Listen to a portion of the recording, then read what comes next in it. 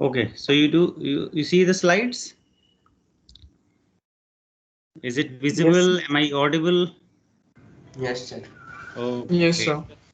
sir. So today we'll continue with the complex line integral. So a very important part of this complex analysis, because such integrals appear in several applications, and mainly in when if you are from electrical or electronics, these two have very heavily used integrals in communications, etc., and many other branches indeed. So here we will give you the basic idea that how to evaluate those complex integrals. So the properties of the complex line integral and the evaluation, right? So these three parts we will cover: how to evaluate and what are the properties. So it's not difficult, but still you need to pay a lot of attention, because there are many concepts involved indeed in this part also. So the complex line integral. Let fz be a continuous function of a complex variable z, as usual. Only the continuity we have assumed in some domain D, which is a part of the complex domain, the entire complex plane. So the integral fz along a path. Yeah, so we are talking about line integral. Line integral means it's not a long line, so that is just the name. It's line integral, but it's like along any path, along any curve. So along a path C in this domain D. So for instance, this is domain D, and then you have this path here. So along a path C in D, we denote that integral like this. So fz, that function you are integrating along this path C, the given in this domain D, right? This is the meaning. And the notation we use, this integral C fz dz, very usual to what we know so far, the integral notation and all. Well, so this is in fact very much related if we would have covered that vector calculus, because we have line integrals there. We have in fact very detailed discussion on line integrals, surface integrals, etc. So but unfortunately we could not finish that portion. So at least we'll go slowly in this part and try to that you understand at least this line integral in this complex setting. So C is called the path of integration. That's true, and it may be represented. Usually this C, this path, we need to represent that what is that curve. So this parametric representation is very useful. So in this complex setting, we write that ZT, that curve, that C, yeah, that C, as xt plus iyt. So the t is a parameter. So as you were, so let's say your t is a here, t is equal to a, then you have some other t, maybe a1, then you have t here equal to a2, and so on. And you are moving along this curve because you have this z value is xt plus iyt. So as you are moving along this t, you are varying this t, you are moving along this curve, and here at the end it's like t is equal to b. That means this point is your xt and xb and yb. You are starting with here xa and ya, and then you are ending with xb yb, and then as you are varying your parameter, you are going along this curve. So there will be a curve because we are integrating over some curve. There will be an integrand, that is fz here, and then this is going to be the notation integral fz dz, and then you have this. So this is, I think, clear. The notation is clear for the line integral. Any doubt here? And the sense of increasing t is called the positive sense of this curve. So we are increasing t and you are starting here, going to this last point. So therefore this arrow we have kept here. So this is the positive sense of this curve, because curve is moving as you are increasing your t from A to B. So this direction is also important, as you will realize in some examples. So that is called the positive sense of this curve. Yeah. So these are the important notations we will be using in this complex line integral. Well, now exactly that, what is that line integral? So as the integral, you always understand it's kind of the sum of something. So here also the same thing. So you have that curve which varies from this z0 to zn point, let's say. In earlier notation, we had this point xa and ya, and this point was something xb and yb in our parametric setting.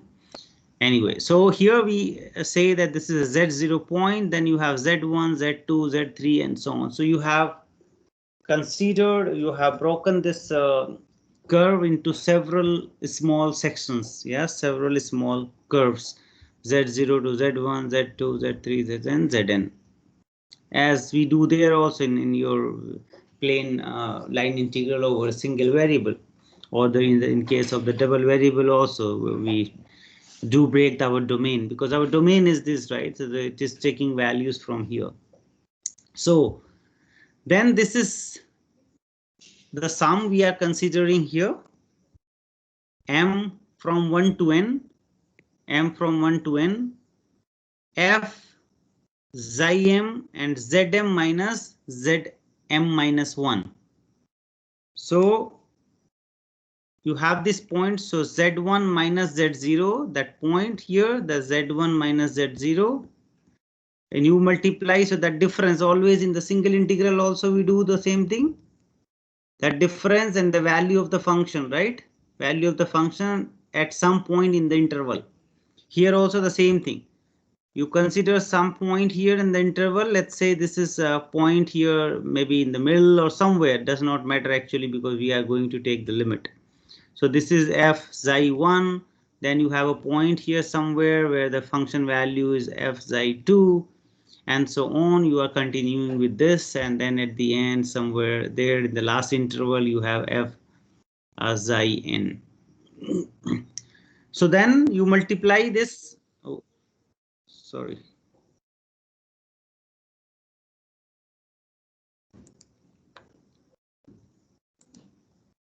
Is it connected? Still there was some issue. Am I audible? Yes, sir. Okay, very good. So then we are summing these pieces here with the function value. So the function xi is somewhere in the between of these sectors here.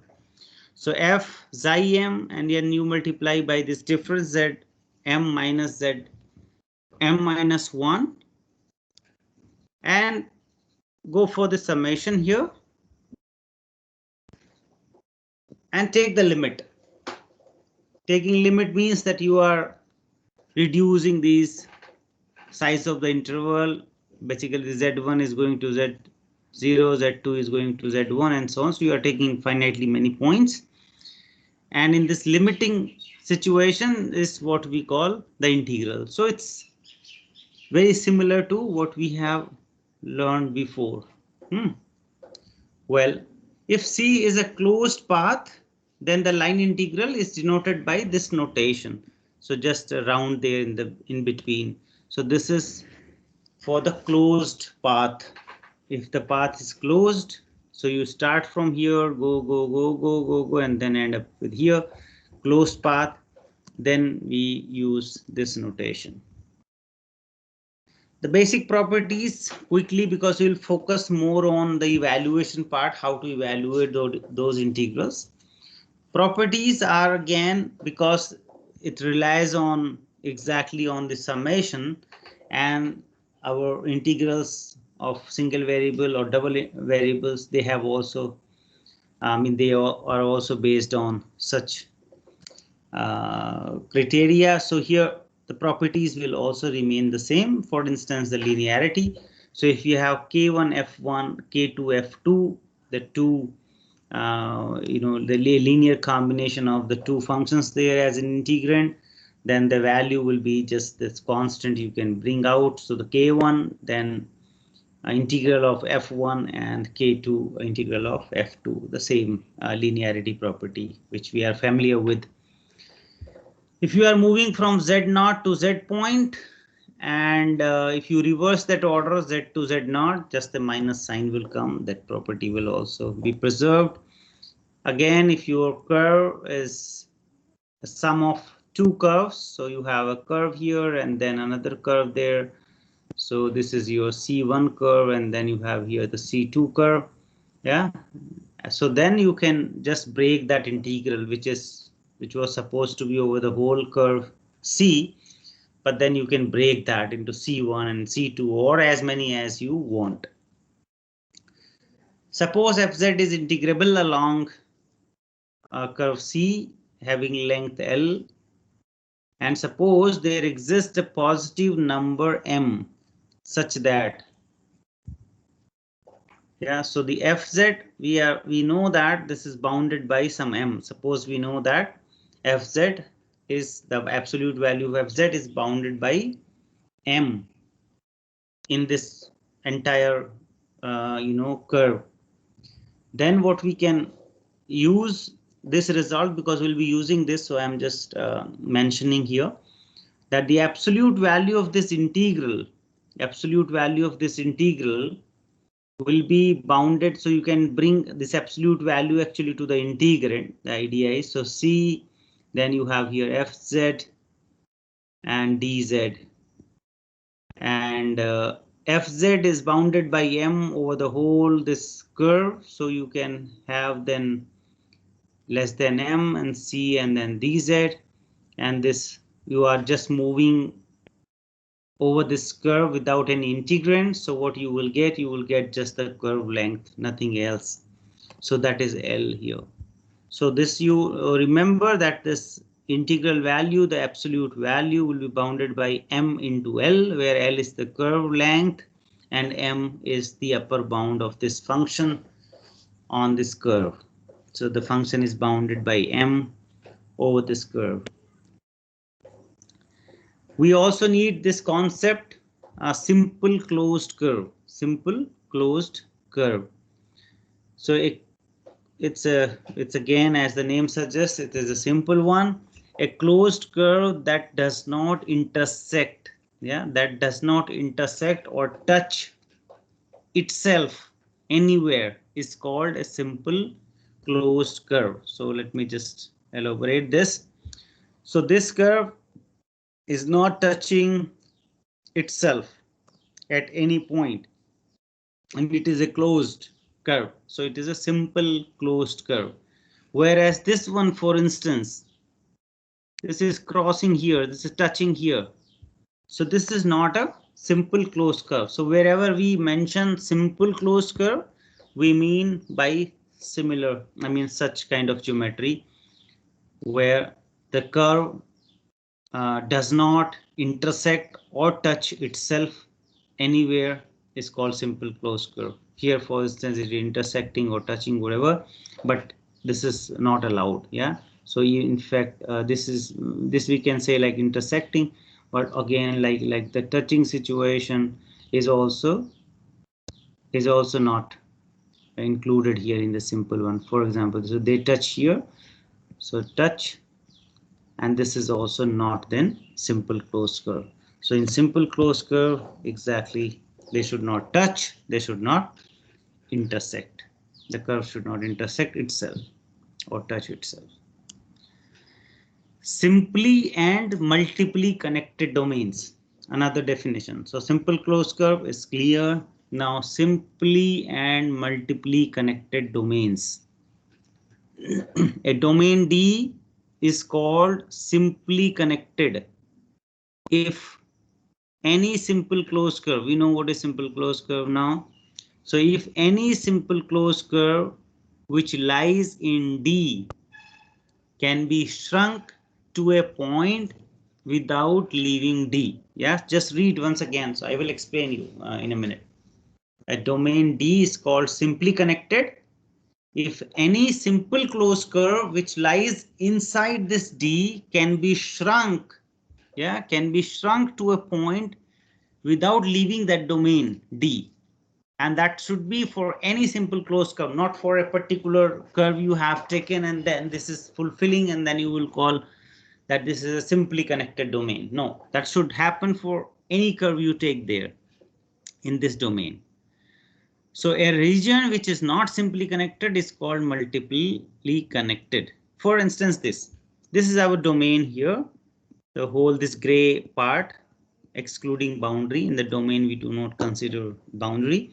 So for instance, this is a simply connected domain. Why this is a simply connected domain? You take any closed curve in this domain, yeah, any. For instance, I have taken this. Now I want to shrunk this to a point. So I will just shrunk this. I will make this to close to some point somewhere in between. Yeah, and so on and so on. So you can shrink to this one point, right? And you are not leaving the domain. Everything remains the domain during this the process of this shrinking. You are not leaving that domain, right? So I take a curve, a closed, simple closed curve here, and then I will shrink it to a point here without leaving the domain, right? Did you get this point? So, sir, what do you mean by shrinking? Like, Yeah, so shrinking means so you have this, you start this curve here, then you make it, you know, you push to the inside to a point. Just think about a thread, yeah. So you have like this, and then you are taking it to the closer to some points there, and so that everything is now shrunk to one point. Hmm? Did you get, or is still confusion? Sir, sir, but that I will mean, happen for. Uh, I understood that what it meant by shrinking, but I mean, I couldn't connect anything. Like, why would we shrink? And oh, I mean, what does this mean and all? yeah. So just wait a minute. Yeah. So this is simply connected domain. Yeah, you will If get there it. is a if there is a like a white region in that gray Yeah. region, then it won't be. Yeah. I'm coming to that point. Maybe then it is clear. So this is also a domain here D, the gray part, right? The domain is this one, not the white one. The domain is this one. This is our domain, for instance. Fine.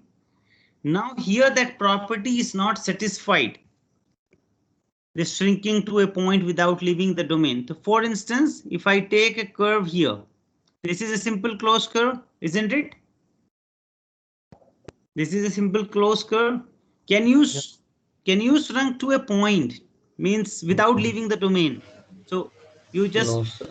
yes, shrink. You have to. There will be a region where you will be crossing this white portion, right?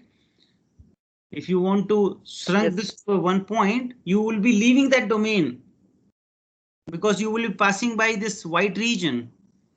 And that means it is just to make you understand that shrinking to a point, it is, has nothing to do with some other stuff related to the domain, right? It's just to identify, to understand that what is simply connected, what is multiply connected.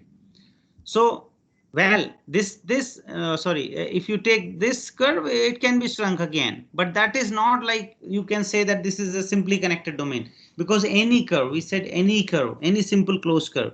So if you take any curve, means this curve cannot be shrunk to a point without leaving the domain. So with this shrinking to a point is just to identify easily, which is absolutely, I mean, looking at the figure itself, now you must be able to tell whether it's a simply connected or it is a multiply connected domain without taking this simple curve and Excuse shrinking. me, sir. Yeah, So looking at examples, we can see that a continuous region is simply connected and discontinuous region is multiply connected domain. Well, I mean, continuous region has no, well-defined point. So this is also a continuous region, right? So everywhere I have continuity there. I mean, there is no. But in between there is gap. There is a gap in multiply connected. Yeah, But in but the simply same connected, thing. Yeah, the same thing we are, I mean, defining with this point, right? That's shrinking to a point. What you are saying, this is exactly the same. I understand your point, but there is no, I mean, how would you define that this is a continuous domain? Again, the same question. You can say, I understand your point, but again, now you have to define that. What do you mean by continuous domain? Then how would you define? sir, I can say that there is no gap in between the domain. There is no Uh, gap in between. So what do you say? There is no gap in between the domain? Where are in between the domain? What are these domains in between domain? sir, in the region of domain there is no gap. Then we can There say is that no it is hole or continuous. something. Yeah, Yes. something like that. Yeah. So this is the more scientific way we consider in terms of this closed, simply closed curve that you cannot shrink to. Same thing. I mean, if you understood, that's fine. That's whatever ways you understand, that is fine. But if you don't like this definition, shrinking to a point does not matter. है ना? But you understood the simply connected or multiply connected domains. So that's the whole idea. Correct? Well, so I think everybody Yes. got, yeah, what is the simply connected? What is the multiply connected? Yeah, so in multiply connected, usually you will see those holes, but in simply connected, it will be a one piece of domain. Hmm? Okay. Another definition. Smooth and piecewise smooth curve. I think here there should not be any difficulty to understand. The formal definition says that we say that the parameterized curve, we are talking about the curve z is equal to zt, is smooth if the derivative of this z exists and is continuous on AB, on the domain, on your parametric domain. And there is another condition why this condition is required, that also I will explain you. The derivative z prime should not be 0, and that ensures some that the corners are not happening in that curve. So let's just go to the details. So here we are talking about the smooth Yeah, curve. Yeah, both the points are also included. the points are included. Yeah, Okay. once we say the closed brackets, then these points are included in T. So T starts from A and it ends at B. Well, so just an example, let's take. So if we have ZT is equal to T square IT cube, and T is from -1 to 1, suppose. So what is that curve? You need to plot, right? The T -1, you see where is the point, then T another 0 and so on. So a few points you take, and then you can realize that what kind of plot it is coming. This is a non-smooth curve because first of all, it is not satisfying all the points in the definition. Z prime exists, that is fine, because the Z prime is 2t plus I into 3t square. So that is fine. You have, and this is continuous. Everything is fine. What was the problem? Z prime t. This is Z prime t at t equal to 0. At t equal to 0, it is 0. Then there are chances that there might be some problem here, because this is not fulfilled, though it is not this is sufficient, not just necessary. That means z prime may be 0, but still you will have a smooth curve. But if z prime is not equal to z prime is not equal to 0, that makes sure that yes, this is going to be smooth. So here z prime t as z prime at 0 equal to 0. So we have some doubt that this may not be a smooth curve. Why it is not smooth? This is the plot of this curve if you do that. So it goes well, and then there is a corner happening here. In terms of the geometrical interpretation, this is where the tangent does not exist actually. Yeah, at all other points you have a unique tangent, but at this point there is a problem at t equal to 0. When you go with this parameter and t equal to 0, you are exactly at this point, the 0 point. So that is the point. Sir, I have a doubt. So, Yeah, in case of normal real valued functions, yeah. these kind of smoothness and unsmoothness was decided by whether the function was differentiable or not. So, Yeah. here, why are we getting a different definition for smooth It functions is and non? not. It is not a different definition. In fact, if you have chance to go to my lectures on vector calculus, which are available probably on YouTube, so there, in fact, when I define this smooth curve in vector calculus also, because there also we need this line integral and the curve, therefore, that z prime t, because here the nothing related to the complex, right? You are just defining that parametric form of the curve. There is nothing special which is adding because of the complex things. There is nothing. It's just a simple a function f from r to r2, right? This is a function from r to r2, and wherever you have this curve, you have similar situation. R2 r2 r2 r2. So this is a the thing related to the anything special coming in terms of the complex. So there we need actually this condition, because if you don't put, usually, yeah, you will see in many textbooks also, you are right. So they don't put this, they say only about the derivative. But this is the example which I am showing you. So the derivative exists, everything is continuous, derivative is in fact continuous, everything is okay. Would you say that this curve is a smooth curve? Because No, sir. the smoothness name is has come that there is no cusp or corner. Yeah, there is a corner here. So Yes, this sir. will ensure, once you have, this is sufficient condition, as I said, this will ensure for sure that there is no problem. Yeah, this is not necessary that if z prime is 0, then necessarily you will have such a corner. This is not true. So this is some kind of sufficient condition for this smoothness. So many people do not mention this. Yeah, Excuse but me, this sir. is, Yes, sir. Sir, we know that at sharp corner functions are not differentiable, but here this function is differentiable. Then why sharp corner is coming? this is first parametric. So in parametric form, this is not like, the y and x is given, and then you have a function where whatever you said will be true there. So this is a parametric form where you are varying the parameter, and see this, what is this function? You have here x is equal to some t square, and you have y is equal to t cube, right?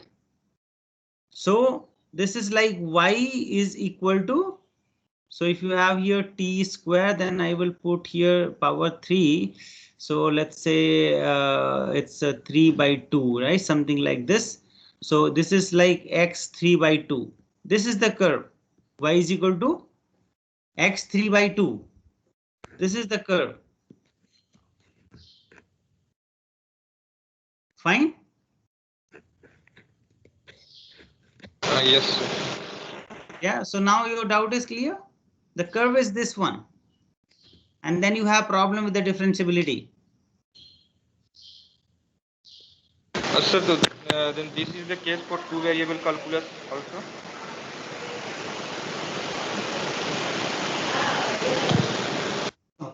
Curve you are talking about. I mean, there is a surface, right? When you have a function fxy, that is a surface. Sir, So this suppose is true for parametric function. Yeah. So in parametric form, like here you see that, well, z prime t was 2t plus 3t square with I. So everything was differentiable. You could have, said, oh, everything is fine there. There is no problem. But there was a corner here. So for instance, you take here t plus it square, t plus it square. This is a smooth curve. you have z prime is 1 plus 2ti, and there it is never 0, right? It is never 0. So there is no problem. Once this condition is ensured, then you don't have to worry about anything. This is a smooth curve, parabola. Sir, Huh. suppose zt is t square plus I times t square, then it will be smooth, still differentiability is 0, right? Yeah, yes. T square plus it square, you are saying. Yes, sir. Yes, that's a smooth. This is Sir, what I said. For instance, this curve here, the same curve I can also have the parametric form, let's say t square plus it cube. I take this curve, fine. Then my z prime will be 2t plus I. This is the same curve. This is nothing yet, same curve. So then you have here, sorry, you go with not same. You go t cube and let's say t4. T4. This will be the same curve. T cube plus IT4 will be a similar curve like this one. Smooth, I mean. Yeah. So you take ZT is equal to another curve I'm defining. You get T square or take T cube plus IT square, whatever. I mean, in fact, T square will also work out. This Actually, yeah. sir, can we check a smoothness by representing y in terms of x as you did in this example? You get Yeah, y is equal to x for you can check here. So it will be y will equal to it x square. Hmm?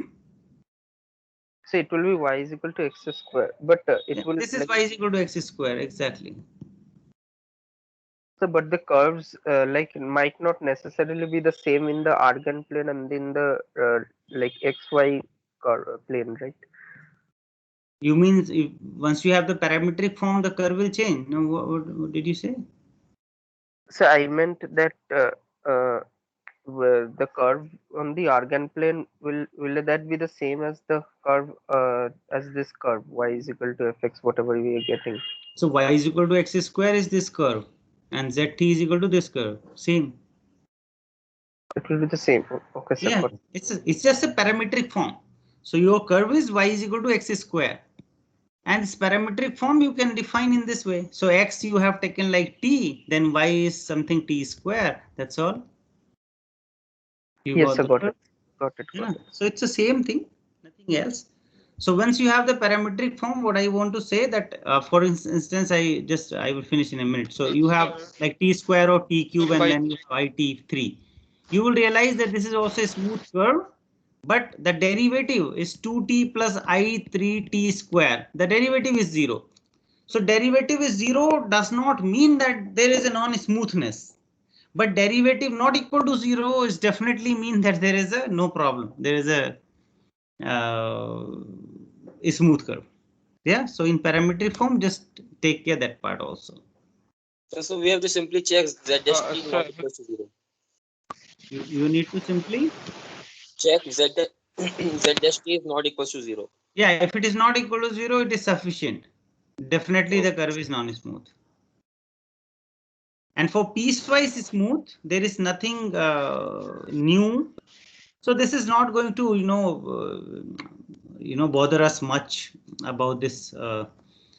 Whether it's a smooth, you will looking at those functions, you can easily find out whether it's a Cartesian form or in parametric form. But usually we use in the parametric form because that is helpful in this evaluation of the integral. So we need those curves in the parametric form, not in the Cartesian form. So we say that the sir, parameters, yeah. sir, sir, by checking with the help of y representing in x, will give always correct result, or will there be any problem? There should not be any problem because whether you represent in parametric form or you represent in Cartesian form, it's the same thing, right? Okay, sir. Okay. I was asking. We say that the parameterized curve or curve is piecewise smooth. So the piecewise name has come, and that is exactly the meaning. if Z is continuous on AB and if there exist points A0, A1, A2, A and so on, where ZT is smooth in each subinterval. So instead of checking this smoothness on the whole parametric domain A to B, if that curve is smooth, for example, here this is a piecewise smooth. So from here t minus 1 to 0 it is smooth, and then 0 to 1 it is smooth. So this is a piecewise smooth curve. So if you can break your domain into several sections and in each section your curve is smooth, that is fine. This is what exactly actually we need everywhere. It's a piecewise smoothness is enough. Sir, but in piecewise domain we have to exclude 0, right? Sorry? Sir, in piecewise domain we have to exclude 0 because at 0 it This is what we said here, right? So A0, A1, A2, A3 and so on. So in the interval, so -1 to 0, and then you take from 0 to 1. You have smoothness, you have there also smoothness, right? Actually that one point, not the 0 where the problem is. In integral it does not matter. So when we go to the integral, we will be breaking that integral, and at one point there is no problem whatever is happening at one point in the integral, because integral does not read a value at a single point. It always matters for the integrals when you have a domain, when you have an interval there. So it hardly matters if something is happening at one point, and that is the idea of this piecewise smooth curve will help there, because you can break into several, and then at one point there is a problem, there is not a problem, does not matter. So we'll not bother much about this one. So if you include also that 0 does not matter, it's a one-sided then, right? It's a one-sided. So whenever you have, let's say -1 to 0, and I include also this 0 there, still you will say it's a smooth in this -1 to 0, because at 0 you will not bother now what is happening from the positive side to this 0. Your domain is -1 to 0. So from the left hand, your limit, your that tangent kind of criteria, differentiability, everything is fine. So there is no problem saying that -1 to 0 the curve is smooth, because the problem is when you cross this 0. So up to 0 this is smooth only. You can include 0 also, there is no problem. Here also you can include 0, because that's a one side. At those 0 point you will be checking the differentiability. Okay. So in fact, yeah, that is fine. That is fine. Here, I mean, this Z prime not equal to 0 does not make sense at the including the boundaries. So here, in fact, open intervals should work. Okay, good. So evaluation of line integral. So if C be a smooth or piecewise smooth, does not matter, is represented by Z equal to Z2. So now the evaluation part, please pay your attention. So we have a smooth curve or a piecewise smooth curve. As I said, it will not matter whether it's smooth or piecewise smooth, because always the integral you can break into several integrals over different parts of the curve. So Z is equal to ZT, and T is A to B. Yeah, this is our curve.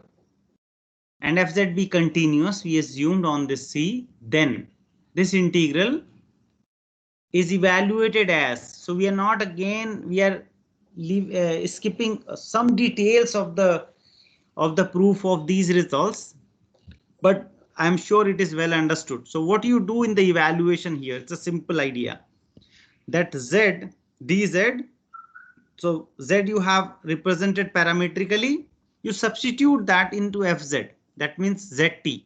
You substitute z is equal to zt in this integrand. Substituted. Then dz also. Then you will be z prime t into dt. That will be replaced for this dz there.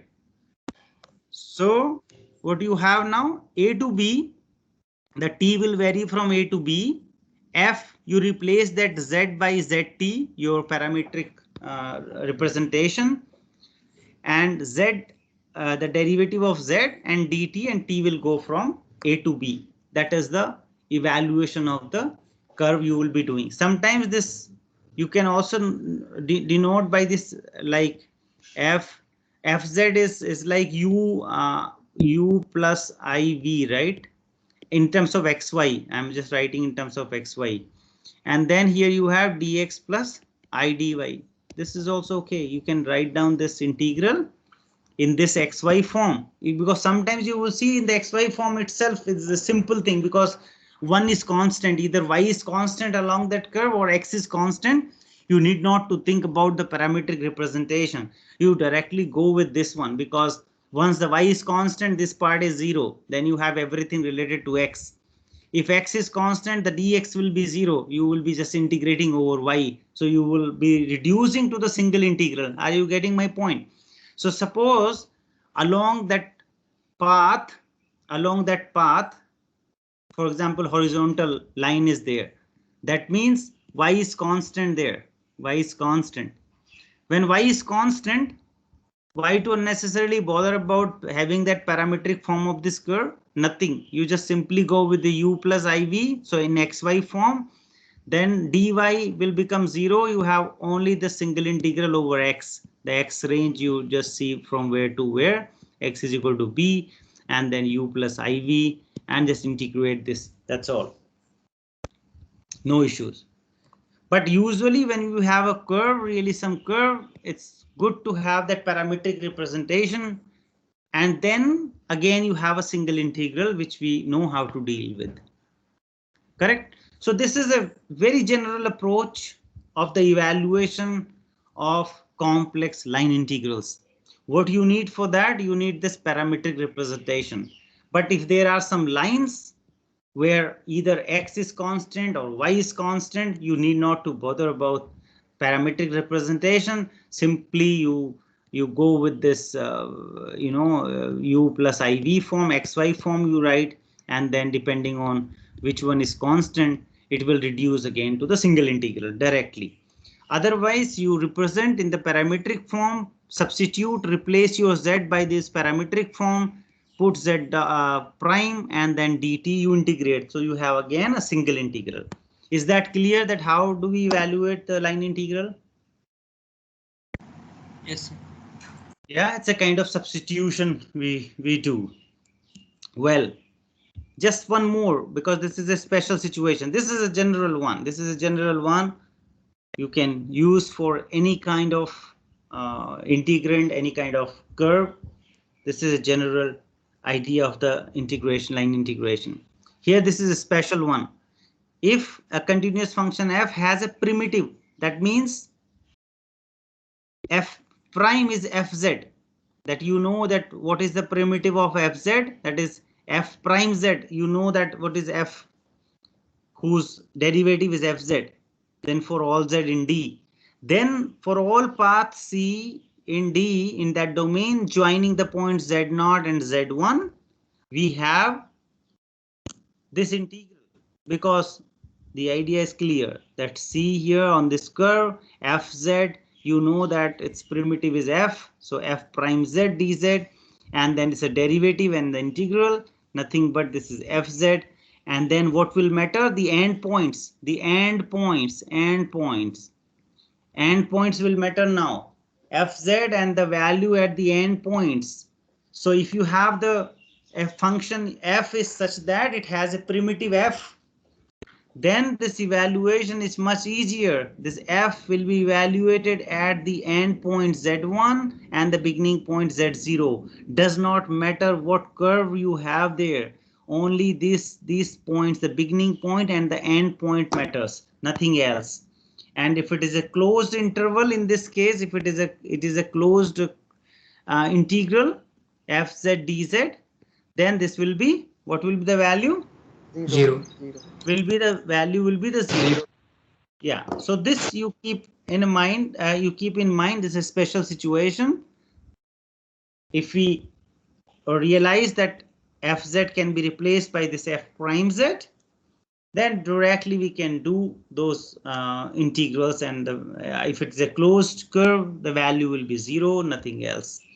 But if you forget this, no problem. I mean, don't have to do much on this. The important is this one, where we will be evaluating the line integral. Does not matter whether, you will not bother about whether you have primitive or you don't have primitive, forget it, because usually those complex integrands will not be that simple, where you can easily realize that.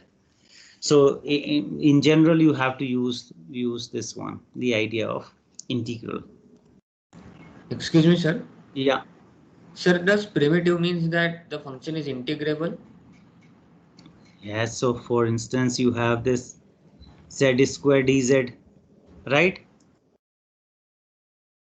So what is the primitive of this? Z square. Z cube by 3. Yeah, exactly. So this is like d over dz of z cube by 3, correct?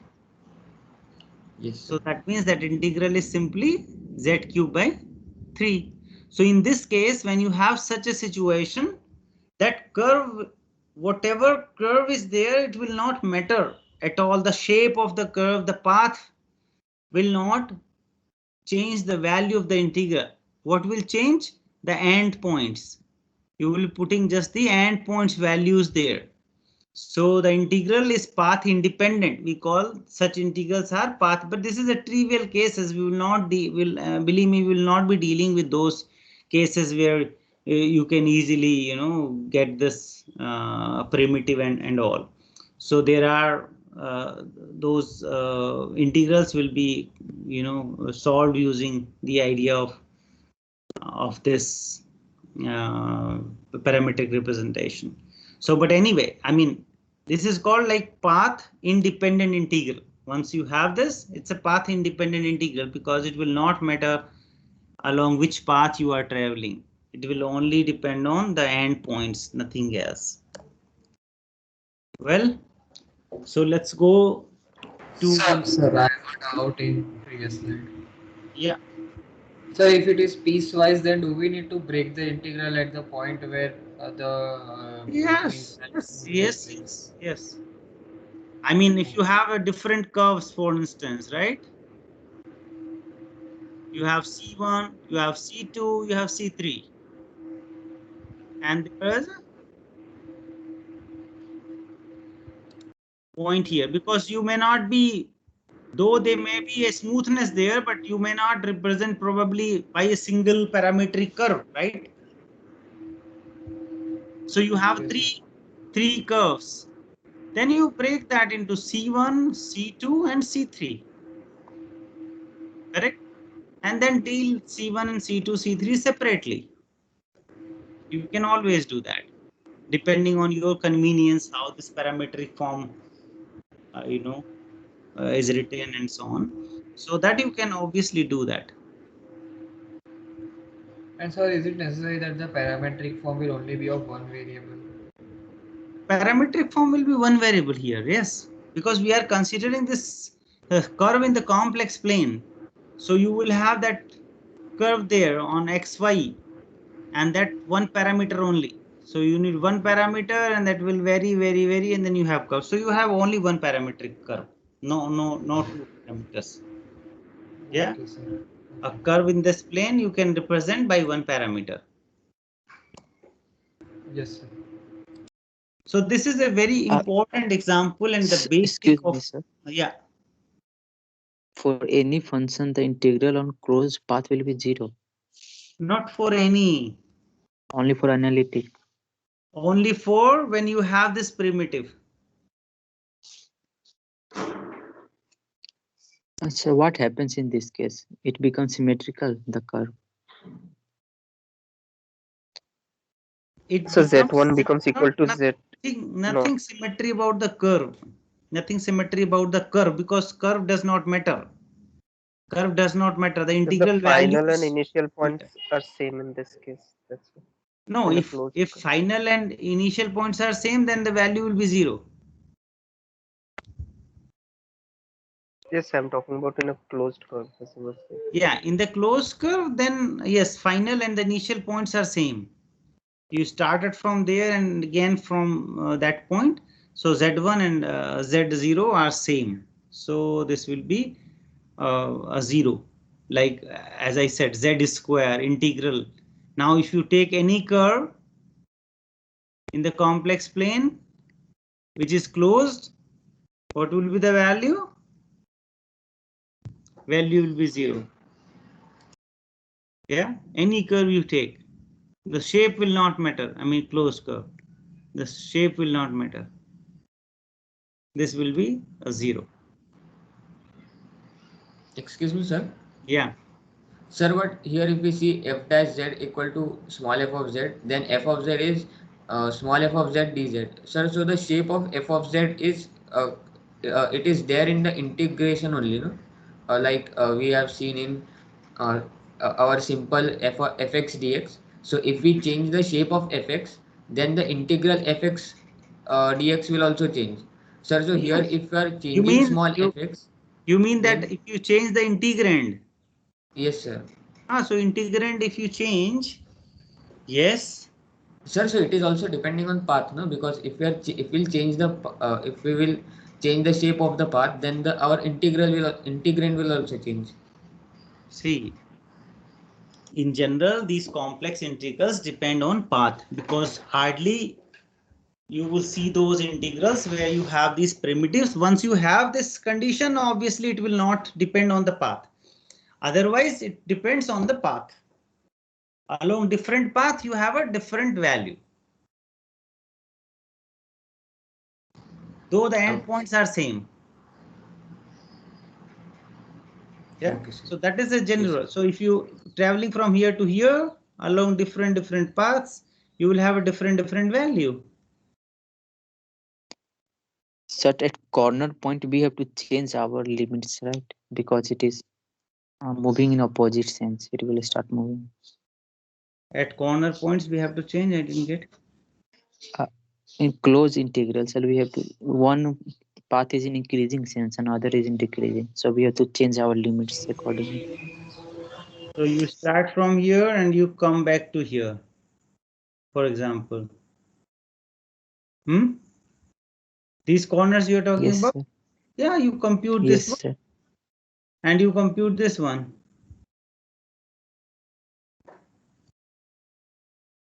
Fine. These are two Okay, sir. curves, for instance. If f has not, if f has primitive, then it will not depend on path, right, sir? Yeah. If it has primitive, it will not depend on path. That is true. Because simple, na? But you have this integral, you have then f prime, your integrand is f prime dz, which is f, the integral value is f.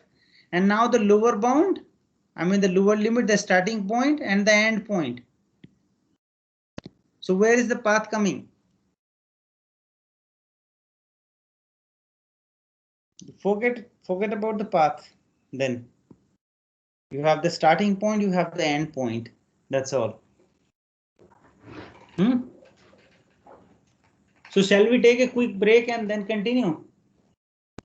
Because from here we will really go into the main point where evaluation of integrals will happen. Yes, sir. Yes, sir. Yes, sir. So let's take just Yes, sir. a quick break. Then you can also, if you find time, you can go through a bit more into this. And we'll start in exactly 9:10. We will start exactly at 9:10.